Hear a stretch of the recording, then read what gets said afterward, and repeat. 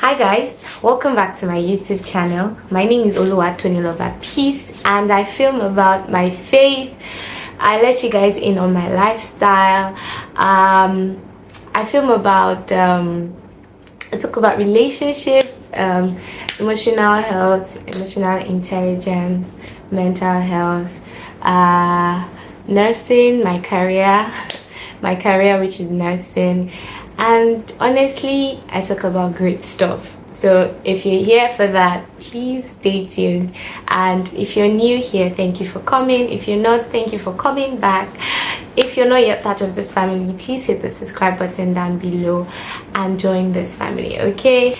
All right, so let's get into today's video. I'm going to be talking about my journey with God's love and all of that. So I didn't think God actually loved me. I used to think that he just wants to use me and then dump me when he's done. I didn't really understand that God genuinely loves me, like loves me. I couldn't wrap my head around it. Like, why would he love me? He has nothing to lose. Why does he love me? Why? I mean, for him to say he loves me, that means he chooses me. Like, that means he decided to. So why? Like, does God not have anything better to do? Why did he decide to love me? Why does he love me? And honestly, I couldn't believe it. I felt like, so this was because I was born into a Christian home, and you could say that, I don't know, from when I was young, I've just always seen myself in church. Like, I've been serving in church. I was in the choir. I used to act drama. I don't know, creative department basically. I do a lot of things in church and even in school. I was that child, and it felt like I didn't have a choice. It felt like, because my dad was also a pastor, and it felt like I didn't have a choice. It felt like they just threw me into that setting. Honestly, I don't think I had a choice. I mean, days where I honestly didn't feel like going to church, or I wouldn't feel like I'm okay enough to sing or do anything in church, I had no choice. I couldn't communicate that to my parents or church people that I don't feel like this is what's going on. So it always felt like I had no choice in the matter. Like, that's why they gave birth to you to come and serve God. You have entered. There's no going back. And I didn't know. Now I know better on how to handle moments like that. We'll probably talk about it. But then I just felt like I was forced to, or it was by force. So telling me that God loves me was very strange. It was very unusual and difficult to wrap my head around it. So I honestly didn't believe it. And I remember when I had my first encounter with God, he literally said to me, "Tony, allow me love you." Apparently I was blocking God, but yeah, literally said, "Allow me love you." And I thought to myself that maybe I'm hearing things like, did God just speak to me? But I said that, okay, if you want to love me, I mean, if this is you, I have nothing to lose. And if it's myself talking to myself, then I mean, I have nothing to lose either way. So go ahead. And honestly, that was the beginning of a beautiful journey. So fast forward to 2020. When COVID happened, I was grateful because I felt like I was about to give up. I felt like I was at my limit. I saw in my head literally was about to burst. Mentally, I was tired. I was drained. I felt like I couldn't anymore. That's how I was feeling. And so I was grateful for COVID because I had to go home, and honestly speaking, I felt free. I mean, we didn't have to go to church. It took a while before we jumped into church online in my church. It took a while, and nobody was forcing me. Sometimes if my family members are like in the sitting room, living room, and they are watching something, I didn't feel like I had to join. I was just at that point where I can't. And so I started again with God. This time, no pressure. I didn't feel pressured. I didn't feel like a lot was going on at the same time. So here's another thing. A lot has always been going on in my life. It always felt like I didn't have a break. Apparently, I didn't know how to take breaks. But I always felt like I didn't have a break. I mean, there's always school, constantly church, constantly activities, family functions. All my life was just, it felt like there was no break for me. I didn't understand how to really, really take a break. And apparently, now I know that there's something called rest in God. Like, we're supposed to operate from a place of rest. Like, be at rest. That's our constant state. I didn't understand that then, and I didn't understand the concept of strength. So everything I was always doing was in my own power. That's why I was always worn out. Okay, so that was COVID. Fast forward to the end of that year, my dad fell ill and he died in the new year. Like, the first few days of the new year he passed on.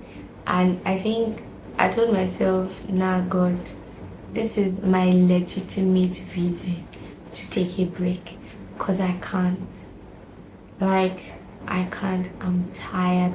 I remember I was in my final year in school and I had to do projects. I had to do a lot of stuff combined. I honestly couldn't. Like, I don't even know how I survived. I remember always just saying, God help me. That was my prayer all through that year. God help me. God, I beg. God help me. It's like I wasn't present in my life. It felt like, looking back now, it feels like that year was a blur. It feels like, what really happened? Who was I in that moment? What happened? Like, who carried me? What really happened? It really didn't feel like I was present in that year. It didn't feel like I lived. But I thank God for literally carrying me that period, because I honestly didn't do it on my own. And then fast forward to the end of the year, like the later part of that year, 2021, it was like God was telling me, I need you to not take a break anymore. I miss you. But I kept hearing, there's work to be done. Like, you're slacking. You're not doing your work.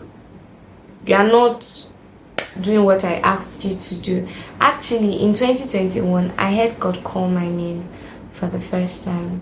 God actually gave me a new name and then called my name, Oluwatoni Lover Peace. And then the name he gave me, Oluwadaife Bomi, meaning my banner over you is love. And I heard God call me. He said, Tony, come to me. I didn't understand what that meant. That was God calling me to himself, saying, Tony, I miss you. I want you. Like, I want us to do life together. I love you. But I kept hearing, Ishewanle, because I knew that me saying yes to God means church. Like, and I didn't even know how to join church without joining the workforce. So that means more work, more service. And that was just honestly what I was hearing. More work, more service, more this and that, more everything. I remember I was part of so many groups. I wanted out of everything. I was just done. I was just tired. No, I don't want to do. Like, leave me, let me be. But I just kept hearing God call me, and I was like, okay, you know what? We have to move on. And I started my internship. I'm a nurse, so I started my internship and I had to leave my house, and it was like I started the real world, like adulthood. Somehow you can't do adulthood without God. There was just this desire of something is not right, something is missing. So I knew that, okay, I need to start seeking God. I wanted to say seeing God like I'm dating God. I wanted to start seeking God again, and I did that. So God put people in my life that helped me through that season, and I still struggled with, nah, God, no. I mean, I didn't go to church. I was just hopping here and there. I wasn't committed to anywhere. And then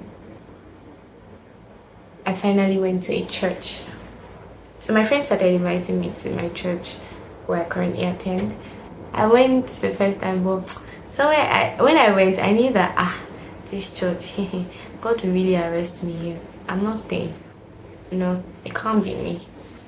So I didn't go back. I think she invited me a couple of times. I went a few times. I'm like, no, not here. I didn't want to stay there because I knew that God would come for me.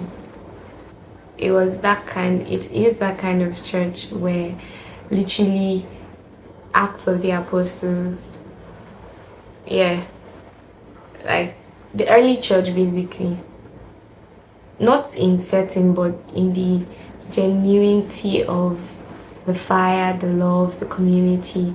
And that was like my church back in school. I'm like, nah, please, like gradual process, God. So I wanted a big church, basically a church where I'll be invincible. So I went. In fact, I attended one church. I was like, yes, this is the church I'm going to attend. And but my dear, it didn't work out. It didn't work out. Like, I had to go. In fact, January 2022, I had an accident that made me stay at home for 2 months. So this church that I didn't want to go to was the church I was constantly attending online. So I just knew that I have to visit when I'm back, when I'm out of this season. So yeah, I finally started my journey with God, and after that season I decided to go to that church. The very first day I went to that church, the Holy Spirit arrested me. Service that day was explosive, and I heard God tell me clearly. So he didn't say this is the church. He showed me a picture of me following my pastors. And then I was like, so after saying that, I'm like, if I'm following them, how am I following them? So service came to my heart. So I'm like, okay, maybe I'll join the ushering. Let me look for maybe media, one department that will be very easy to hide. People of God, I saw a hand point, go to the choir, and I'm like, God, you know, even starts gradually with me. Like, you know that I'm trying to hide. Let's do it little by little. Nope, go to the choir.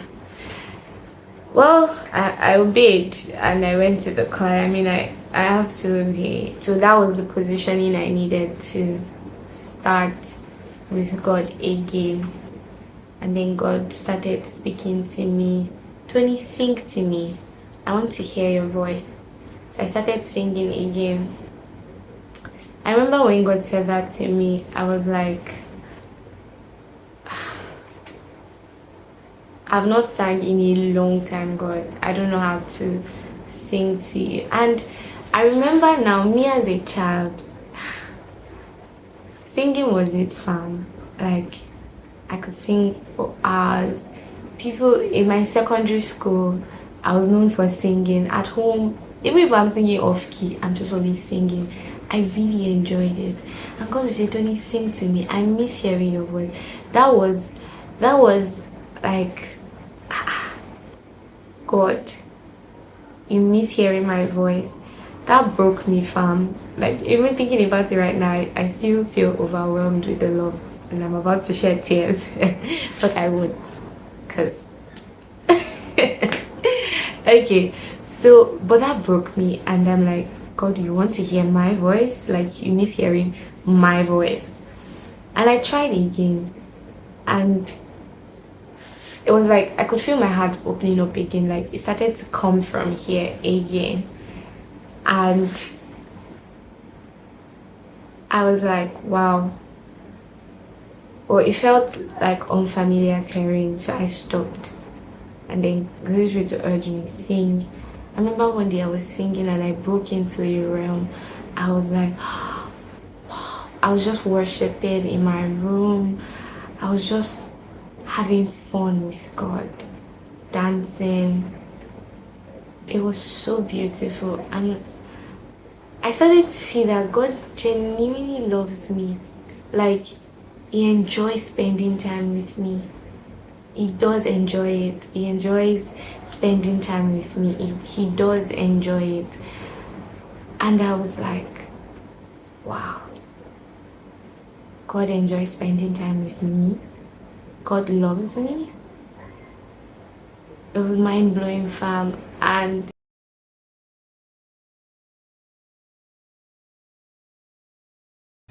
hi guys, so they took light inside my room and I could literally just sense that what I was sharing is really important. So I had to come out here and continue recording the video and not get discouraged. Not only did they take light, I wanted to plug my ring light to my power bank and the cord just cut. Like, it just cut like that. I've never had an issue with my ring lights because even if there's no light, I just use a power bank. But the cord cut as I was about to plug it. Isn't that the devil or what? So I have to come outside and continue the video.